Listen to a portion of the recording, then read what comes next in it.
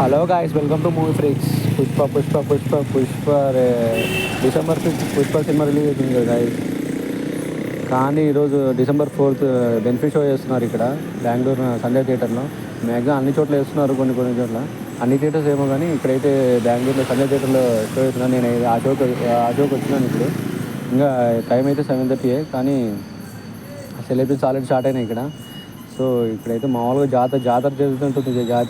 జాతరలా ఉంది అసలు ఇక్కడ వైబ్రేషన్ చూస్తుంటే. Eagerly waiting for the show 9:30 PM. So after the show మన ఛానల్లో రివ్యూ అప్లోడ్ అయిపోతుంది గైస్. Stay tune.